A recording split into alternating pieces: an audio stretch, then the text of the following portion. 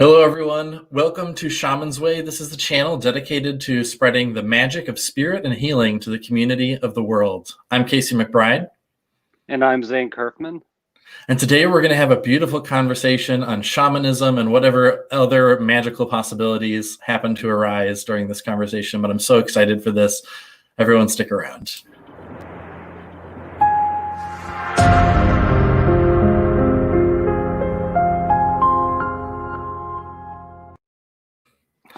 So I have mentioned Zane on my channel a few other times for those of you who have followed along with my other interviews, and a couple times when I've been talking about other experiences with shamanism and breathwork and things. Zane is my teacher and one of the most wise and powerful shamans I have ever met, and I am so happy to have him on my channel right now. Zane, why don't you introduce yourself a little bit? Okay, well, I mean, I don't know if I can follow that great intro you just gave, but my name is Zane Kirkman, and I'm a Clirac Alcuyac of the Alto Masayo branch of the Paco Cuna tradition of Peru. I'm also a Huachimero Curandero of the Curandero tradition of Peru. And I am a Sancista Espiritista Brujo, which is a priest of Puerto Rican voodoo. These traditions really have enriched my entire life, and they've changed the way I see day-to-day living and the possibilities of day-to-day living. And now I have been trained, and I've done this work for over 20 years, and I offer it to others now to help them have those same types of changes in their life. So what I'm really curious about is, and you know, I obviously I've spoken to you quite a bit, and I've gotten to know a little bit of your story. But one thing that I've never asked you, or and I haven't heard, is how did you, and when did you originally become interested in the world of healing, of energy, of spirit? What was your initial experience that sort of led you to realize, like, wow, there is more to reality, and start playing with that? And also, oh, I had another question in there, but anyway, let's just start with that. What was your initial experience that led to you realizing there's more? Yeah. Well, basically things, I come from West Virginia, and it's a very mountainous region, and there's a lot of hollers and a lot of, nooks and crannies in those mountains, and these are isolated communities. And my family comes from the northern part of West Virginia, where it's very isolated, and they, about 2 generations ago, they were still living in self-sustainable communities. So even jobs were not a necessary for them. It was just something you had to do every once in a while to pay a bill or to, have something. Of course, in my great-grandparents' generation, that started to slowly change. But the old folk ways, medicine ways, what we would call root work today, hoodoo, granny witchery, water witchery, hands-on healing, those type of things were always alive and well. Though they were swept under the carpet, they were a part of the fabric of life. You know, if you needed to dig a well on your land, you needed to have a water witch come and douse it.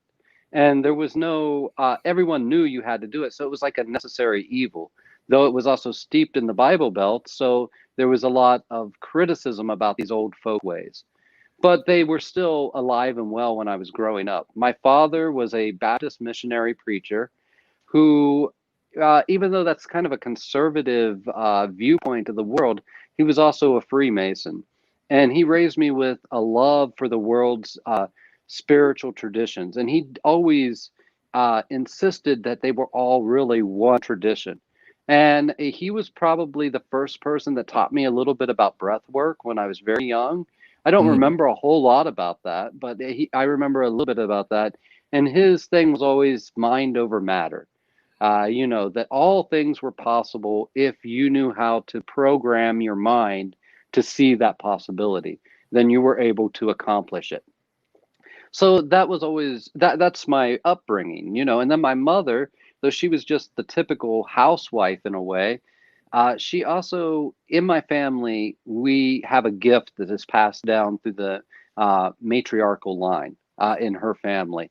Her mother had it, she had it, and it went back that way. And it was this gift of kind of, we would call it today psychic, but it wasn't the psychic like, oh, I'm going to sit and give you a reading about what's going to happen in your life. It was the type of psychic where she would have a dream and she would have a particular series of symbols that would come to her in the dream, and she would know that someone in the family, it was almost always about someone in the family or a close relative, was in trouble.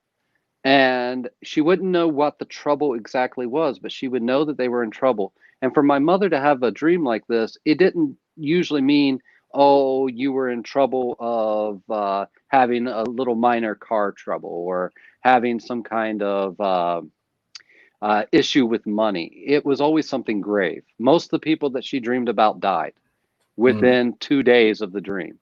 So she would have the dream and she would try to contact that family member. And I just was raised watching, as my mom would say, oh, something bad's about to happen to this person. I and oftentimes she would call and find out at that moment that it had just happened a few minutes before she was able to get a hold of someone that could tell them. And she hated herself for this gift because she was a fundamentalist Christian and this was the devil's work. And she Mm. never trained in it because that would be evil, but she couldn't get rid of it, and it would never go away, and it haunted her to her dying day, basically. But that was the environment I was raised in. Her mother, my grandmother Opal, used to build altars in the woods when one of her friends or family was sick, and she would work the altar for their healing. So, and also in that community, the actual community was named after my family on top of this hill. But up there, they actually practiced these ways. They also knew how to use the Bible not as a book of moral rules and laws, but how to use passages out of the Bible to stop bleeding. If someone was bleeding out, they knew how to do these things. Now we call that hoodoo. That is what it's called. It's hoodoo in this country because it's a mix of African, European, and Native American magics. But that was my upbringing. So it was always sort So of a part of your environment in your life growing up. It wasn't like you had a absolutely. particular experience and broke free of any programming. Because it was not a part of my world at all growing up. I didn't know anything about anything other than I was raised Christian, and even then, it wasn't very much. It wasn't. There was nothing really spiritual about it. It was you went to church on Sunday, and you maybe said some prayers every once in a while.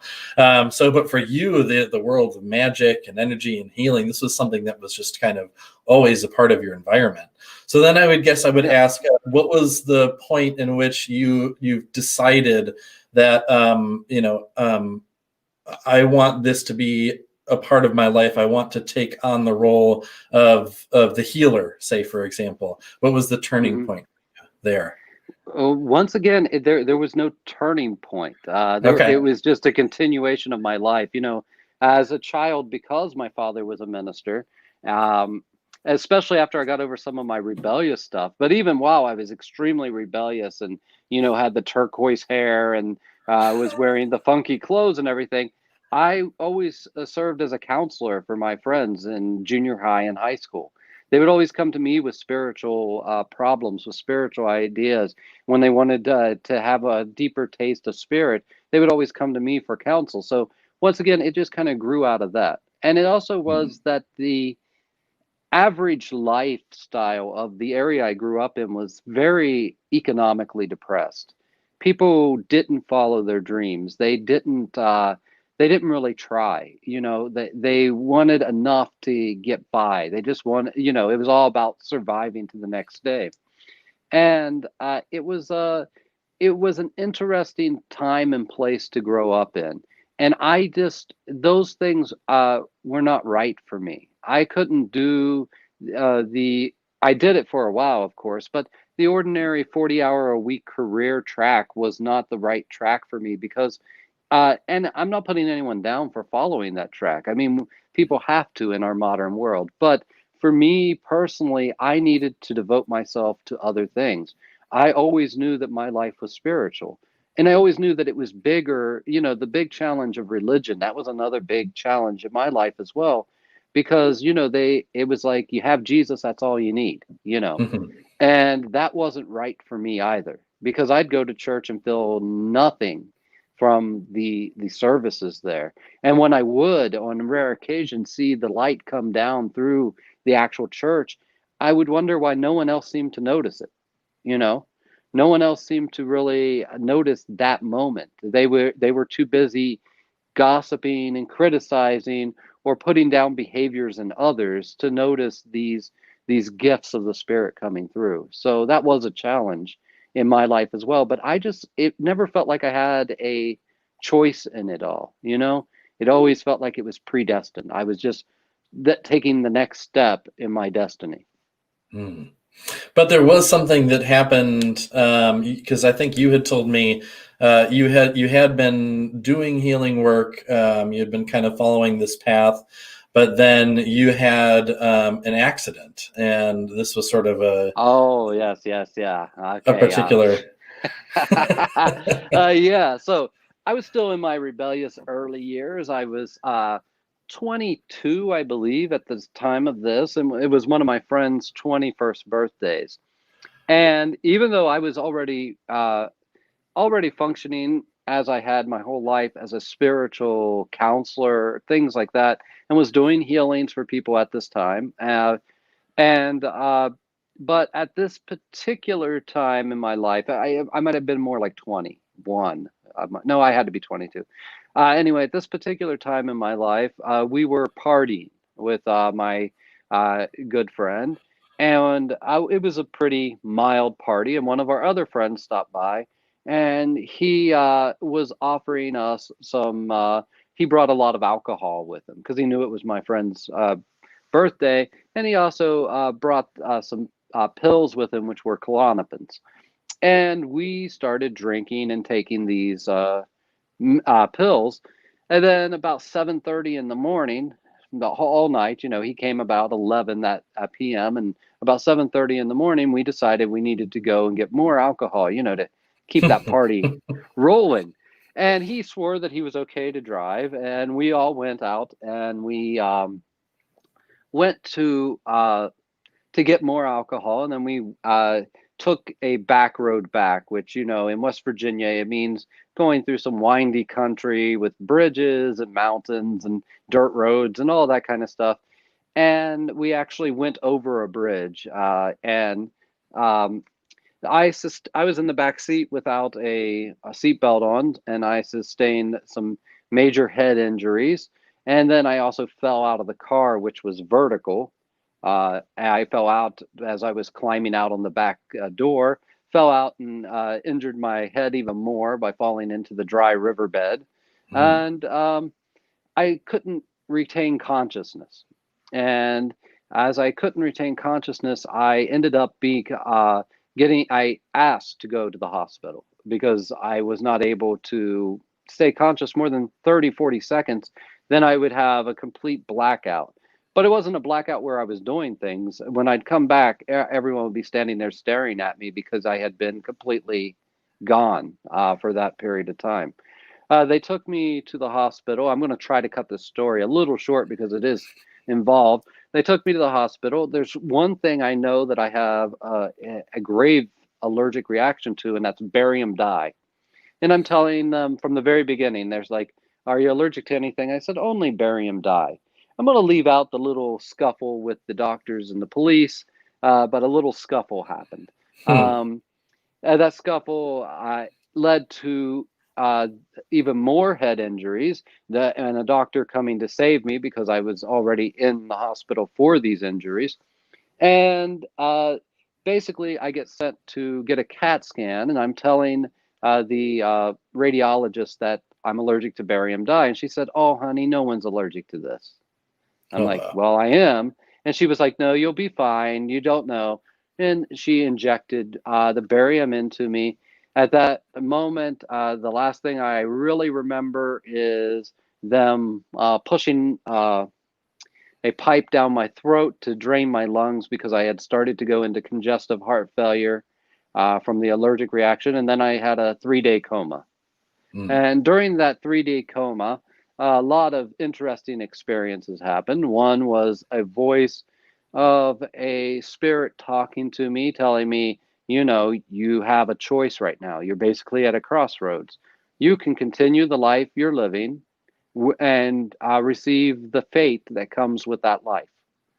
It won't be glamorous. You'll do what you do, and you'll probably have a pretty short life, but you'll probably enjoy it. But that's one path.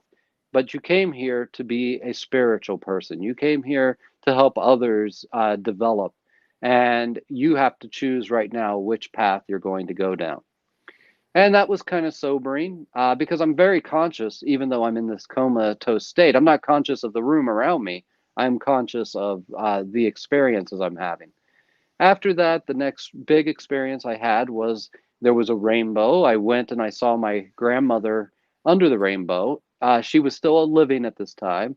We talked for a little while, and she said, no matter what, no space, time, or distance, even through death, we can always meet at this rainbow. It's our rainbow. And she told me to tell her that. So my mom comes when I wake up, and I tell her, tell grandma that I met her under our rainbow. She goes and tells grandma that, and she tells me later when she visits me again, she tells me, well, grandma doesn't know what you're talking about. I get out of the hospital, and of course, I'm still having a lot of trouble walking around and stuff. It was a major head injury. I couldn't sit up or walking for more than maybe 30 minutes without getting so dizzy and just not being able to function at all and having to lay back down. But when I was able to finally visit a couple weeks later, I went to my grandma and I told her, I met you under our rainbow. And her response was the exact same thing she told me in the vision. She said, that's our rainbow. We can meet there anytime, no matter distance, space, time, or even death. Oh, wow. So that was a confirmation to me. And that's when, even though I was always living a spiritual life, that's when I decided to move the focus of my life in a different direction. Mm. So you and I'm sure there was a lot that happened in between these two things, but you started doing healing work and eventually came across the Paco Cuna tradition. Now, was that the first tradition, the first indigenous tradition that you were trained in the healing arts of? Was the Paco tradition, or? Well, not exactly. There was I did some work with the Sagi Cherokee medicine woman, Wolf Moon Dance, um, and there was a few other teachers in around me. It was the first formal apprenticeship type of deal I ever went through, but I had picked up things here and there, and that's the way that you do it oftentimes, even in the traditional communities. You pick up a few things from this teacher, a few things from that teacher. Um, and many of my friends were spiritual as well, so we would share the knowledge that we had gained. But Mm. as a formal apprenticeship, yeah, it was my first uh, formal apprenticeship, and that came from. Now, I did receive Reiki before that. I had been working. I had been a Reiki master probably 7, 8 years by the time that came about. I believe that's, and I had been doing hoodoo, which I was also trained in before that. Then things kind of changed with this spirit that came to me. It was a rainbow serpent.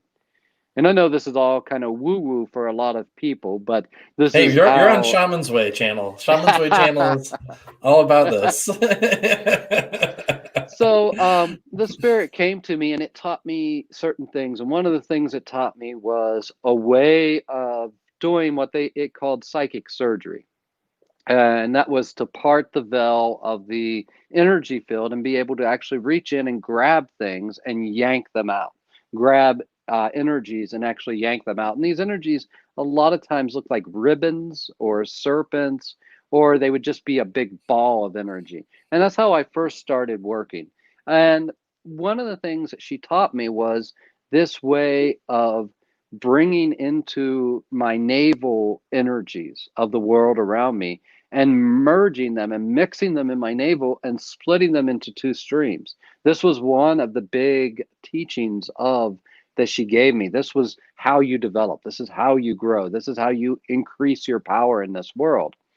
And this was so unique to me. And I'm still young, and I'm really, I mean, early 20s at this point, really early 20s. And I'm really just wondering, what is this? Did I make this up?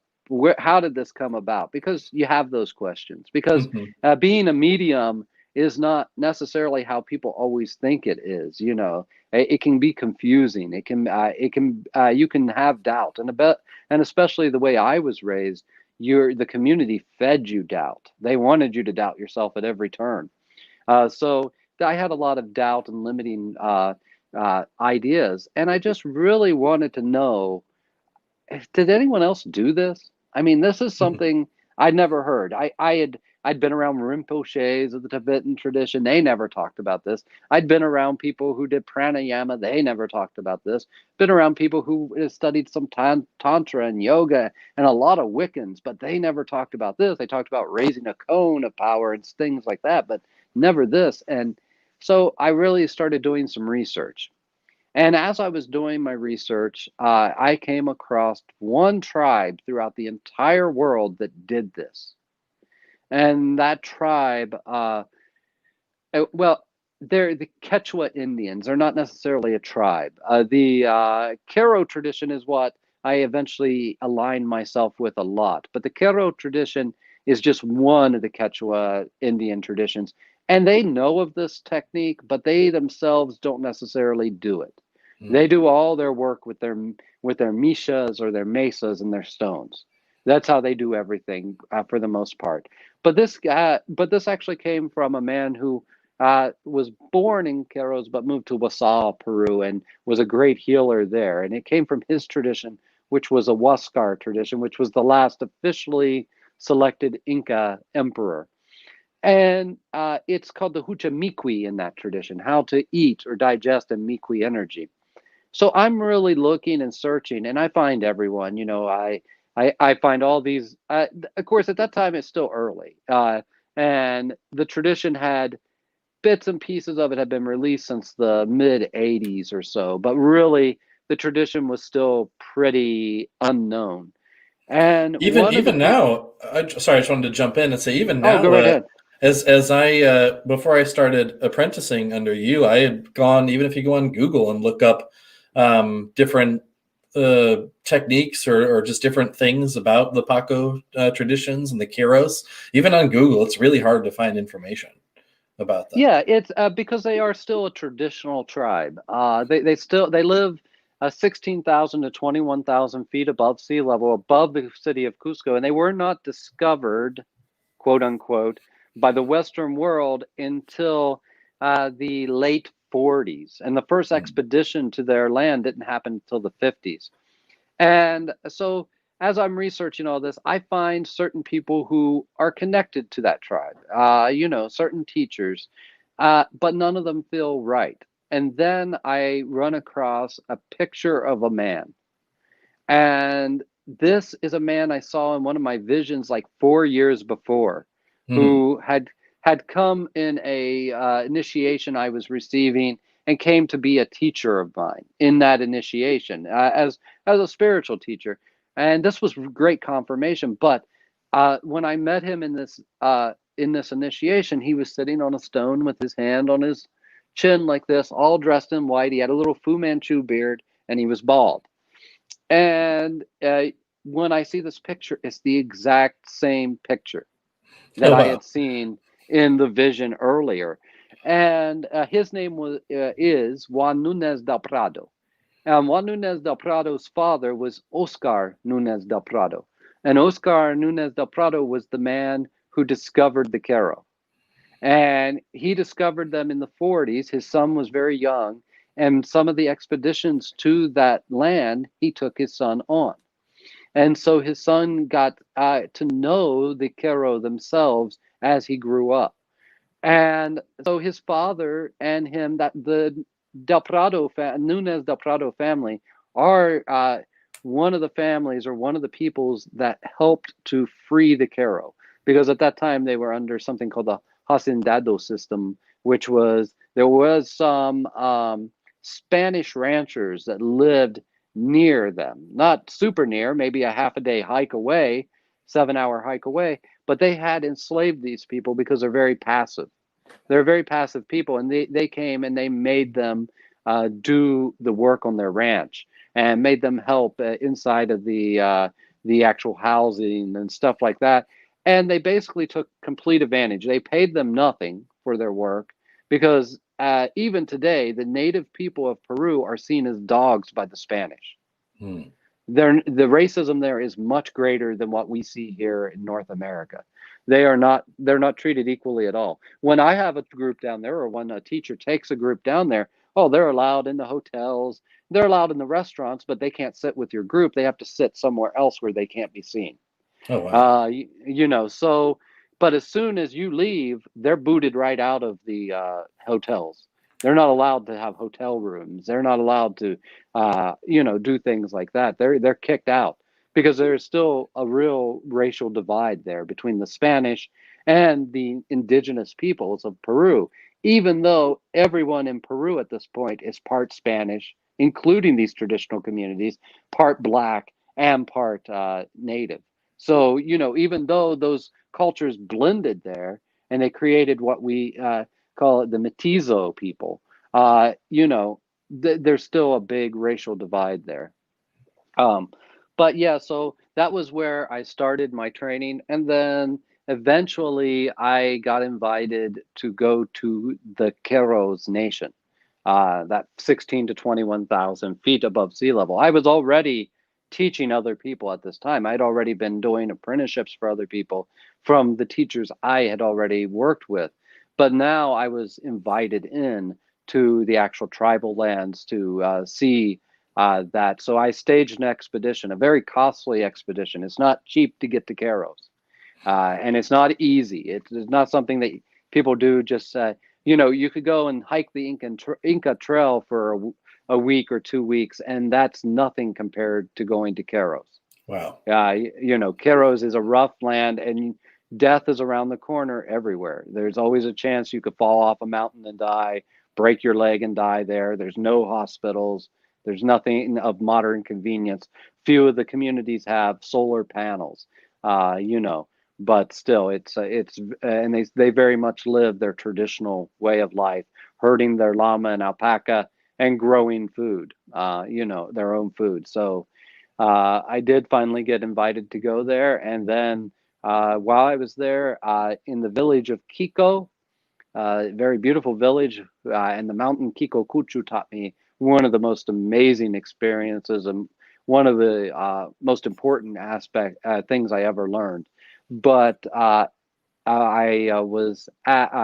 got approached by a woman who wanted me to be the godfather of her newly born baby. So I got to go and do the naming ceremony and got married into the tribe at that point. Received a special wantana around my wrist that now has been broken down and it's in my big mesa spread now. But I wore it for years and years. It's like a wedding ring. I married into the whole family and the tribe there of the community of Kiko. So that's that That's so story. beautiful. Yeah. That's very beautiful. I can't even imagine how honored and grateful you must have felt during that experience. And bewildered. And Bewildered. bewildered and completely out of my element. Don't forget those aspects of it too. What's going on here? Oh, I thought I spoke pretty good Quechua. Huh? What? Eh? They're speaking so fast. I have no idea what's going on. Yeah. And it was at that point that I met my next big teacher on that path, a man named Don Abraham Alberto Fernandez Santa Cruz. And he, because of the despachos I did, not, while I was in Keros, there was a point where I was doing despachos for And the Pacos. for people who aren't familiar, despacho is a ritual offering. Maybe Yeah, you can yes. just give a real brief description. It's basically like a mandala.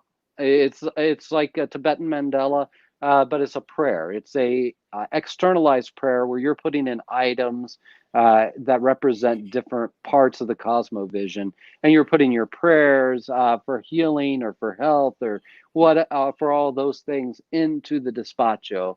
And it's really like a gift. Now, the Quechua word is not despacho. That's the Spanish word for this offering, and the one that most people know. The Quechua word is Haiwarisca. And a Haiwarisca is to to pray with your hands, to create a prayer with your hands. And I started doing despachos for the high Karo elders that I was with. The first time while I was first there, they were doing all the offerings. Then there came a point where they were like, "No, no, now you're doing the offerings." And I did an offering, and I look over, and Alberto is sitting there crying, and I don't know he's a Paco at this time. Yeah, I thought all I knew him as, and all anyone knew him as at that point, was a guide on the Inca Trail. And he's Quechuan Indian. He speaks fluent Quechua and fluent English. So I had just met him on this expedition, and we traveled and talked and all that because you have a lot of time. you know most times any travel there was 7 hours that you were hiking or on horseback. So you had a lot of time to communicate with each other. And when I remember one particular offering. It was probably about 1 in the morning that I was making this, and just looking over at him, and he is just crying. Tears are just rolling down his cheeks. And after that, he came to me and he said, "I don't tell people this, but I'm a Paco. It's not of the Karo tradition. It's with the Karo tradition is the Kause Puri tradition, which means to navigate the energies of life." He said, "It's not this tradition. It's my family's tradition. It's the Kori Lasso tradition, which means the golden lightning or the golden door tradition." And he, at that point, invited me to become his apprentice and to learn his family's tradition from him. And so and he became my teacher, for my teacher and companion. It wasn't like a typical, that we think of as this, like, they're human. They don't try to hide their faults. They're not trying to be a pious priest on top of the mountain meditating forever. They have some of them drink, some of them party. They have their. I'm not saying Alberto did, but some of them do. And so there was he always showed his human side, and we were friends, and this was something he was showing me. He didn't have to train me from the beginning because I was already a priest, but he became someone who gave me a lot of additional information and helped me change life even more. And he initiated me, though I was already serving as a kurak akuyak for my own community. He trained me in his family's tradition of Alto Masayok. Mm. And Alta Masayok is fourth. Alta Masayok means fourth level priest. Or Well, is I that? mean, there's two paths on that particular. In the Paco Cuna tradition, there's two paths. There's the Pampa Masayok, which is a mixture of Quechua and Spanish. Pampa means low land. It means the grass, the earth. If you're a Pampa, you're in the valley. Alto Plano is the high mountains. So alto means high. So he who sits at the high table, he who sits at the low table. And they're two distinct groups of priests. Sometimes people go Pampa Masayok, Alto Masayok. Sometimes people are just one or the other. And there's a reason why you would be one or the other. And there's no, unlike here, even though we consider the Alto Masayok the high priest, they're not considered higher than the Pampa Masayok. They're considered equal but different. Their way of doing things is different. So the Pampa Masayok, they have been touched by the spirit in one way or another, but everything they do has to do with the correct performance of ritual.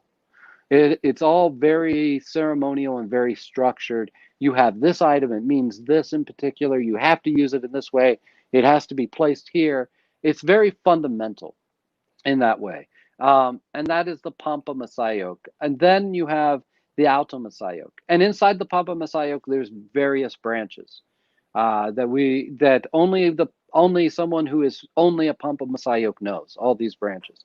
Then there's the Alto Masayok, and they have a gift. There's no reason they have this gift. They're not more pious, more religious, more spiritual. They just have a gift where they are able, with their passions, to make things happen in the world. And this is something that I had all my life as well. If I wanted something bad enough, I made it happen somehow, even being completely impoverished, even being from a poor family and a lot of times having no work or having just part-time work at a restaurant or something like that. I was still able to make dreams happen. And if I wanted it bad enough, and I used to, and it was terrible. You would call it, in that area, we called it being a will magician. You willed it so hard it happened, and it hurt you. It hurt you. It took deep emotion. You had to really feel betrayed by the universe almost at certain times to create enough of this kind of passion to, oh, I need it so badly, and all this kind of stuff. But I was able to do that. And at certain times, almost miraculous events would happen so easily for me. I'd willed so hard for these other types of things, and then there was times, and they weren't reliable. You never knew when it was going to happen and when it wasn't. But there's times that you could just flick your wrist, and all of a sudden something magical happened that you intended to happen, but you have no idea how it happened. So the Alto Masayok have a gift, and one of their other gifts is they already have a way with the spirit world. They can have a one-on-one connection directly with the spirits. They don't have to use an oracle. They still do sometimes, but they don't have to throw the coca leaf. They don't have to throw the stones or the shells to get the answers. They don't have to throw tarot cards, flip tarot cards, though they might, and that's okay. But they don't have to. They can get information directly from the spirit. Where the Pampa Masayok, they have an intermediary of ceremony or ritual that goes in between it.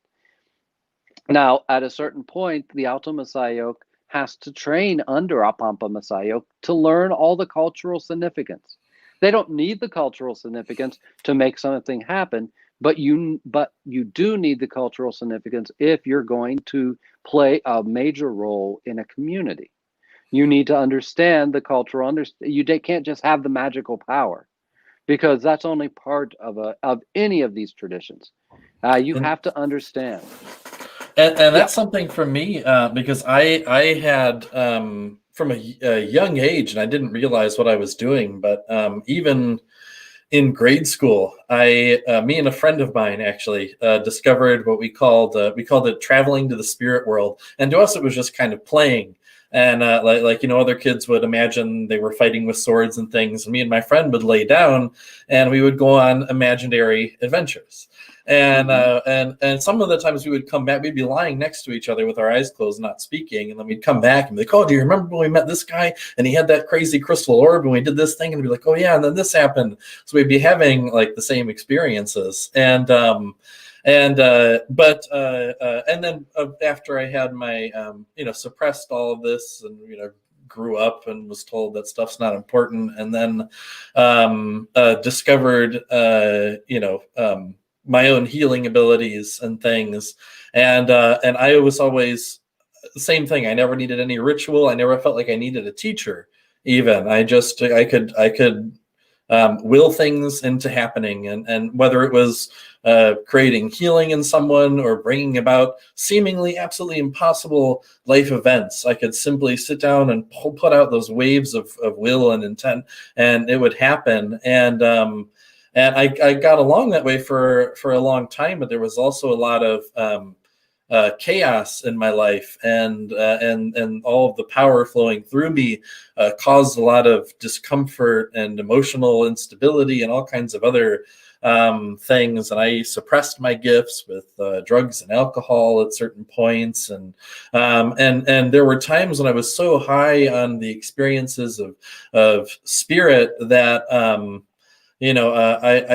I would be outwardly, all this incredible stuff was happening, but internally it just felt like there was this chaos. Like at any moment, that power could like tip in the wrong direction or something, and there would just be chaos again. And so I went on this way for a long time, and I always knew that I would find a teacher, someone who would teach me about my experiences and how to and sort of structure what I was experiencing. And I had met various teachers throughout my life. In fact, there were a couple of really powerful people that I met that came along at just the right time to reassure me that I wasn't crazy, and then to show me just enough to be able to organize and get by. But I always knew there was a teacher that I was meant to find. And then just and there were so many synchronicities around this, but I reconnected with my friend Hank, who, for people watching, we have the YouTube channel Stir Crazy Shamans together. And then found out that his teacher was Zane. And it's the first time I met you. And this was, I want to say, it was over a year ago now. It was at Goddess Elite at the, it's been definitely over a year and several months. But I knew just as soon as you opened your mouth, I felt the energy. And of course, I opened my sight and I could see. And I'm like, wow, this guy is powerful, but also you're so grounded. And just I immediately knew that you were going to be the teacher that I was looking for. And so what taking this apprenticing into you for the past year plus has done is it has really organized everything, the direct communication and the powers that I have explored and learned, and the things that I have been growing on my own with direct communication from spirit. It helped to organize them, give them structure, and then really take everything to another level. But without that structure and that organization, I know I never would have, well, one, I wouldn't be nearly as internally organized and at peace as I am, but also, all of this wouldn't be possible. I wouldn't have this YouTube channel spreading the magic of spirit. I wouldn't be a full-time shamanic healer, and so really it was such an incredible turning point. And I want to just take a moment to say that whether or not you're someone who has had all of these powerful experiences like me and Zane were describing, or whether you're just someone who's really interested and has a genuine desire to learn more but has never had this kind of connection, I think if you're called to it, if you're called to learn more about this, training, taking this apprenticeship, if you can take Zane's apprenticeship, it will be one of the most beautiful, life-transforming experiences for you. The work is so incredibly powerful, but he presents it in such a genuine way, and he encourages you to, while he wants you to study and practice and learn the traditional ways and techniques, he always is encouraging you to find your own unique voice, to find your own unique way of doing things. And the one thing that you always touch on is that it's in the differences that we find the gold, the differences in our practices and our traditions and our ways of viewing and doing things, that we find the gold. And so it's just so unique. So just wanted to give that little testament of how incredibly important it is for those of us who do have that direct connection to spirit and that power, like you said, that we need to train and learn the ritual and the like the Pampa Messiah type work. It is extremely important, invaluable. Absolutely, it's necessary, because it's a gift that we're given. Those of us that have this ease with the spirit world, that's a gift. And it's based on something probably we did. If you subscribe to past lives, it's probably based on a progression through our lives. But you don't get that gift just happenstantially. You have to use it, and you have to use it effectively, and you have to learn to use it in its highest potential. Or it isn't that you exactly lose it, but it loses steam in you. If you're not using it, you lose some of the ease that you have. Limiting beliefs start to take it away from you. Different ideas start to take it away from you. And for those that don't think that they have these abilities, but for some reason they feel so called to it, They feel so called to what we term shamanism today. They feel so called to these more traditional indigenous practices. That's not a mistake. That's not you just wishful thinking or whatever. You're not called to a path like this uh, just out of happenstance. It's always a synchronicity. It's always spirit talking to you. You know that's how spirit talks to you. It tells you, "Hey, have an interest in it." That's your soul's purpose, is to have an interest in these things. How far that interest is supposed to be in your life is totally between you and the divine. No one gets to decide that except for you and the divine. You came here for a reason. And if you feel called to this, there's a reason. And even if you didn't have these great experiences as a child where you communicated to the nature in the woods, or you were able to magically make things happen, or you just discovered a healing ability that you had, even if you didn't have that, just the feeling of being called is a start to all of that. And there are, and that is a lot of us would say that's the path of the Pampa Messiah. They feel called and then they go out. And if they don't listen to that calling, if they don't listen, the universe starts to throw obstacles at them, all kinds of obstacles. This happens on the Alto Messiah path too, because some people don't want these paths because they are not the 9 to 5 world. They are not the world where you see people having the big luxurious houses. I'm not saying that that can't happen, but I'm just saying that's not what this path guarantees you. The people I learned from, they live in stone huts. The only food they have is food that they grow themselves or is donated to them. You know, the only clothing they have is either donated to them or they made it themselves and wove it themselves. We would oftentimes call that utter poverty, but they don't feel impoverished. They're communicating with God day in and day out, and every member of the tribe is not a Paco. You know, we sometimes romanticize these indigenous traditions, and just to remember they have all the things that every other tradition has. These indigenous communities, they have all the faults that other communities have. They have a different way of looking at life. I've never met a more heartfelt people than the Caro. I've never met people who lived from the heart center more than them. But that doesn't mean that they don't have problems, domestic problems like we have. They have alcoholism. They have abuse, sexual abuse, physical abuse. It's not like we have it here in the States, because we have a whole different kind of paradigm that we live in of repression and things. They're a lot more open and honest with themselves, but they have all these issues.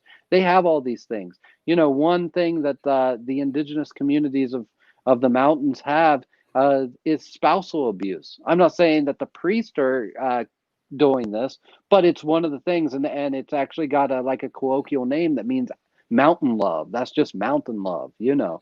And the communities do have these issues and problems. Um, they do also have a deep connection with their heart, and they have a deep connection with the earth because they live from the earth. They grow their own food. If any of you who grow a garden know this, it changes the way you look at life.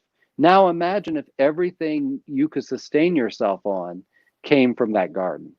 That if that labor that you did, and for the Caro especially, their gardens aren't like right outside their door. No, they sometimes have to hike a whole day to get to where they plant and grow things because they live so high up in the mountains. And some, if they're going to grow corn, they can only grow that at the eyebrow of the Amazon jungle. They can't grow that up there at all. So that's days of hiking to go there and spend maybe a month or so down there just preparing the fields and stuff, and then planting the crop, and then just having to travel back and forth a little bit. But during that crop season, they spend most of their time in the jungle growing just corn to then take back up to the mountains with them. In the mountains, they grow mostly potatoes, you know, because they can grow in that area. But imagine if everything came from the earth. If your day-to-day labors were not going into an office and you know, commuting to the office, getting there, getting your coffee and all that, and having your 8 hours. If your day was hiking through these beautiful mountains, reaching your field, staying a day or two camped out at your field to take care of your plants, and just giving that to the mother, the earth. You would have such a strong connection with the feminine aspect of life. And that isn't even the spiritual side of it. That's just the mundane day in, day out life. Okay. Then there's just a few people amongst these communities that that would even want to touch the Paco path or the priest path, because it's not an easy path, because you still have to do all this other stuff for your survival. But now you're trying to fit in time with your teachers who are also doing all the stuff for their survival. You're trying to fit in time to do this, do an apprenticeship. And it's not cheap. It's not cheap at all.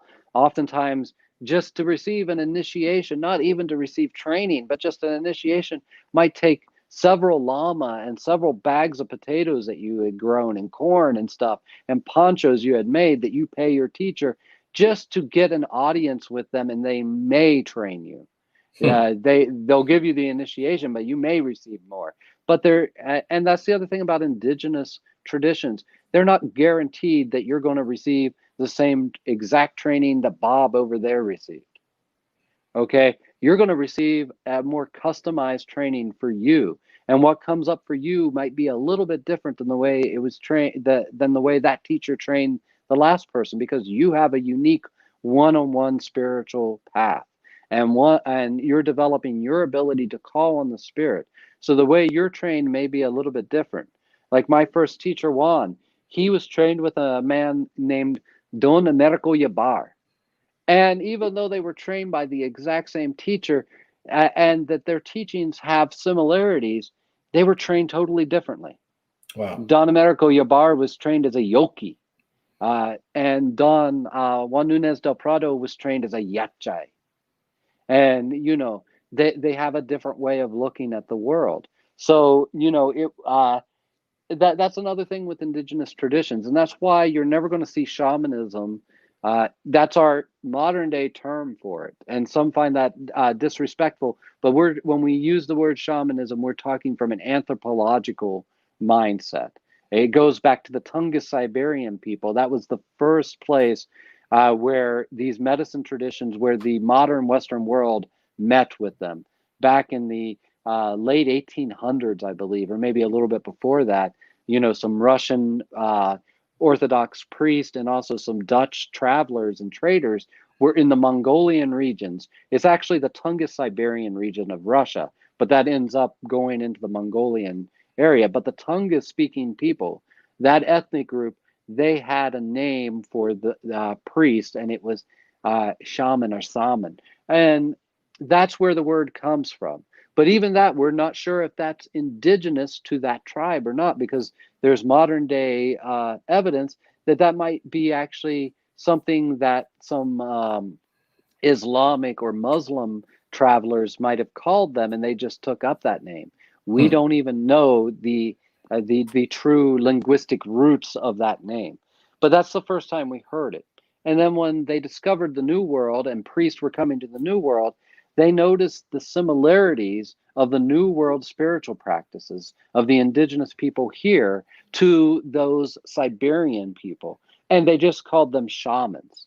They just called that shamanism, because to them, shamanism, in the anthropological sense, shamanism is any tradition that believes in animism, which is that everything's alive and can communicate with you, and that you use ritual and ceremonies to communicate with the unseen world and to have a relationship with that.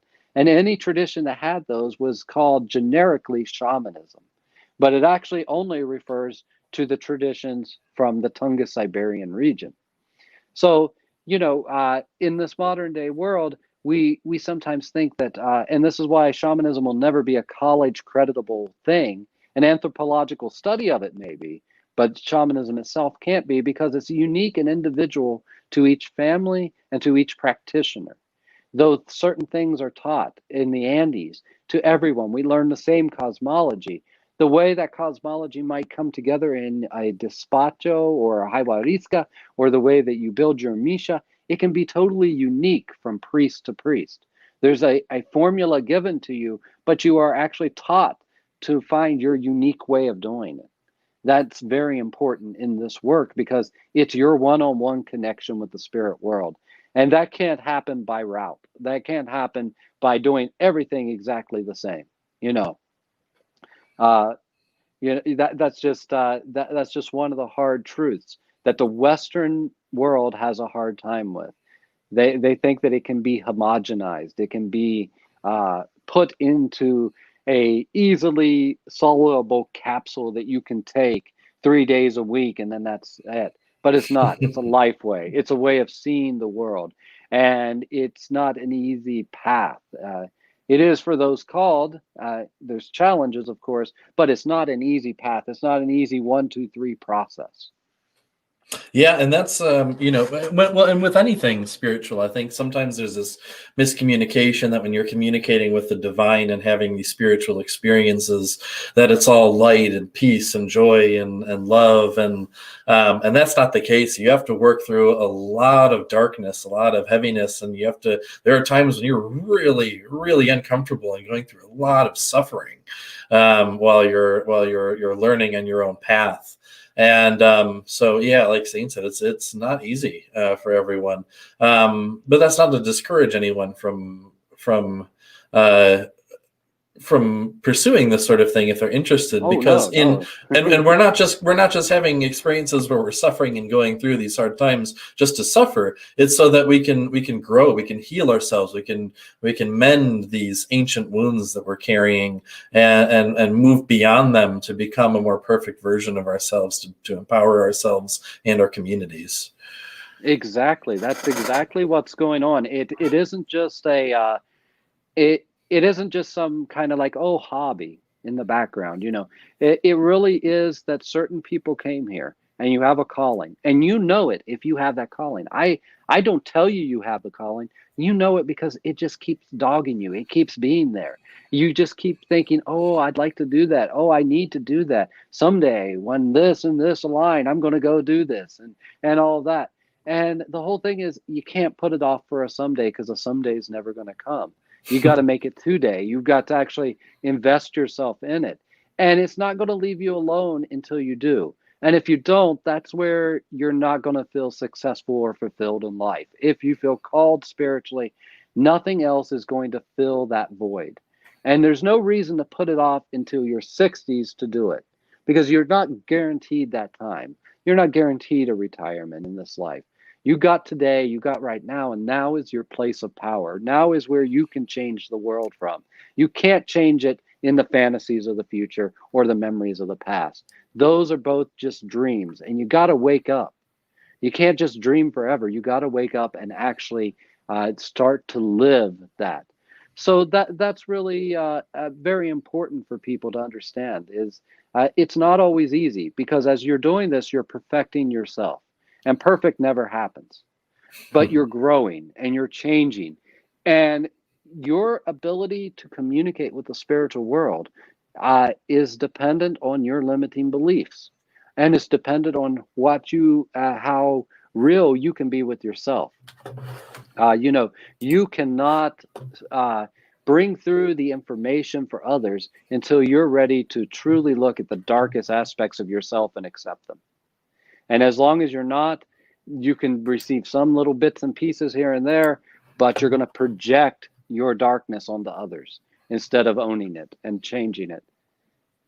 So I think, and I love the energy of that, of don't wait for someday, take the action today. And so on that note, I want to say, because we are coming up on a time where we're going to have to part ways for now, and this was a wonderful conversation, so I want to have Zane on again in the future. But if you do feel called to this kind of work, if you feel called to learning more, Zane coming up, starting on, correct me if I'm wrong, February 16th, he is teaching a 6-week course called the Kausai Patui on breath work, and it's using the breath as a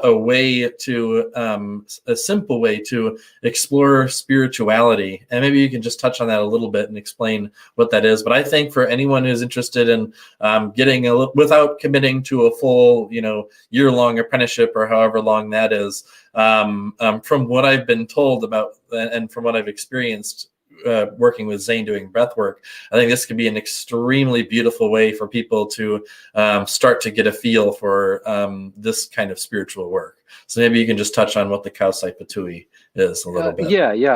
Kausai Futui it means basically the blossoming of the breath. Futui is a word that means both, in a sense, blossoming like a flower, but it also means breath, a sacred breath that we use in the Andes. But really, it's kind of a non-traditional approach. There's different kinds of there's all kinds of different trainings that I've received. And since I've been a medicine person, I've got to sit with all kinds of other medicine people and receive teachings from their traditions. And one of the things that is similar through all the traditions is the reliance on breath to bring about spiritual states and also to operate within those spiritual states. And it's different. And I've learned many different ways of breathing. And I've compiled that together. So it's kind of a non-traditional approach to what we might term spiritual or shamanic consciousness, where we are actually having a one-on-one exchange with the spiritual world. So we're going to use the most basic tool that we all have, our breathing, to develop spiritually. And we're going to, over that 6 weeks, we're going to dive into a lot of different spiritual subjects, but it's not about book learning. It's about experience. And the breath is how we'll be experiencing these things. We'll be experiencing them through tried and tested ways of breathing that come from all kinds of traditions that I've just received. And I think that's so exciting. And one of the things that you have said was, in some traditional communities, when you are learning and you're apprenticing and learning the spiritual tradition, like sometimes you would take plant medicine, and you would learn while you were in that state and on some kind of plant medicine. And so in this course, we're kind of using the breath in place of a plant medicine as something that we all have, where we can access powerful altered states of consciousness to learn to step outside of our ordinary reality and really have that direct communication with spirit. So I'm extremely excited for this. And anyone who's interested, like you said, don't wait for someday. Today is the day to experience this. So I put it at the bottom of the screen. Emergenceofbeing.com is where you can sign up. It's the Breath of Life course, or maybe called Kausai Patui on there. Yeah, it is. Okay. And regardless, I have the link in the description. So wherever you're watching from, if you go to in the description, you can click on the link, and that's has the information where you can sign up and all of that stuff. I am infinitely excited for that. I've gotten a taste of Zane's breathwork. I've been training with him for a couple weeks, one-on-one learning breathwork, and it has been some of the most powerful work I've done. It is really incredible. So if you're interested, take action now for sure. Yeah, it's a good way to get started in some of this. And of course, in May we'll be starting the 2021 Apprenticeship Program, learning to actually step fully into a role as a healer, mentor, visionary. And it's really and that program is really about developing your unique gifts, finding out what your unique gifts are. Like Casey said, this has all been a flowering that has come from him discovering his unique gifts. He may never have had a YouTube channel and been doing this. He may have, but he maybe not. It really pushed him into pushing his own limits and finding his way in this world. And that's what it does for all of us.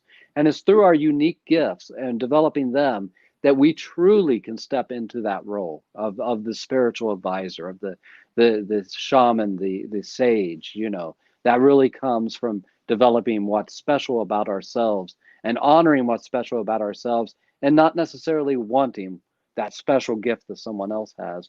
Understanding that finding out what your gifts are will eventually lead you to that same world.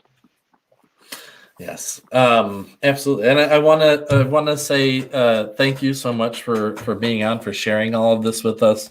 This has been a really really fun, beautiful experience. So if you could, I guess, leave everyone with sort of one final thought. I know we talked about a lot of sort of your past and exploring and discovering shamanism, and about the various subjects around the indigenous practices. But I guess if you could leave anyone with a final thought to kind of summarize, because a big thing we touched on, I think a big theme of a lot of this was, discovering your own unique voice in this world, and pursuing your own path of self-discovery and learning. And so I guess if you could leave everyone with one last little bit of advice, what would that be? Okay, just give me a second here. Let me feel what something authentic,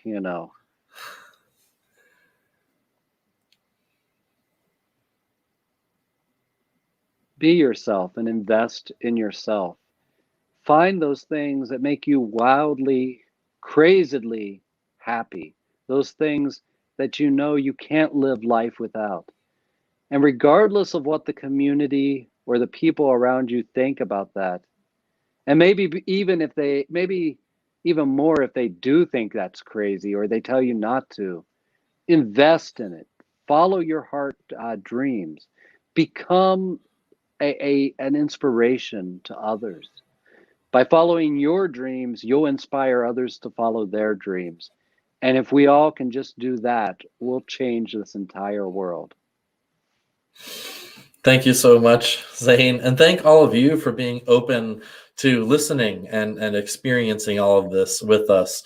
I wouldn't be doing this without all of you. And if we inspired just one person to look a little deeper, to explore themselves and their gifts just a little bit more, then we've been extremely successful in what we're doing. And so I thank each and every one of you for having an open mind and an open heart while listening to this beautiful conversation. A big a Nike. Thank you, everyone. Arpichai sonkolai, a dove from my heart.